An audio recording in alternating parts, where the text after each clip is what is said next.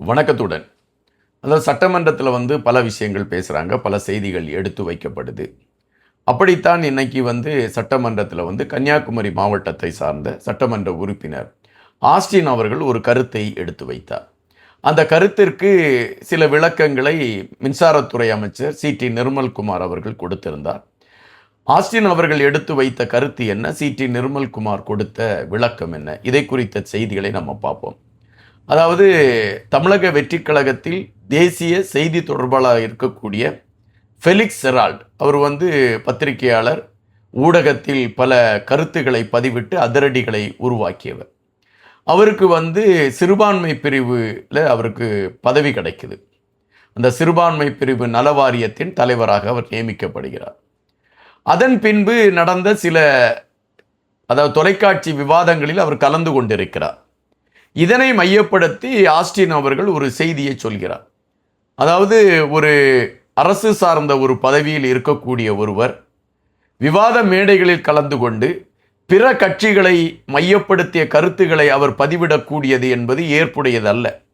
அதாவது நமது சட்டத்தின் அடிப்படையில் அப்படி பதவியில் இருக்கக்கூடியவர்கள் எந்த விவாத மேடைகளிலும் கலந்து கொள்ள மாட்டார்கள். இதை சபாநாயகர் அவர்கள் உடனடியாக ஒரு முடிவு செய்து அறிவிக்க வேண்டும் என்று அவர் குறிப்பிடுகின்றார்.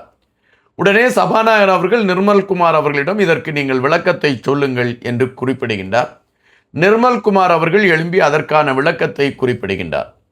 அதாவது ஃபெலிக்ஸ் ஜெரால்ட் அவர்கள் தன்னுடைய தான் சார்ந்து சில விடயங்களை ஊடகத்திடம் பேசுவதற்கான ஒரு களத்தை எடுப்பதற்கு அவருக்கு உரிமை இருக்கிறது.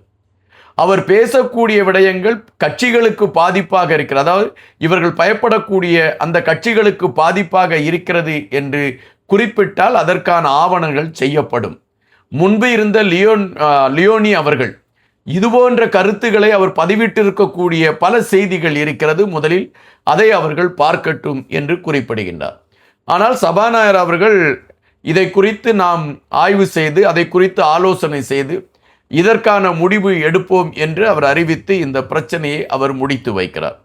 இப்பொழுது திமுகவை பொறுத்தமட்டில் ஒட்டுமொத்தமாக தமிழக வெற்றி கழகத்தில் இருக்கக்கூடிய கடைசி தொண்டனிலிருந்து முதலமைச்சர் வரை யாரை பார்த்தாலும் பயப்படக்கூடிய ஒரு நிலைமையில் இருக்கிறார்கள் என்பதைத்தான் இது காட்டுவதாக நமக்கு தெரிகிறது. நன்றியுடன் இன்பா.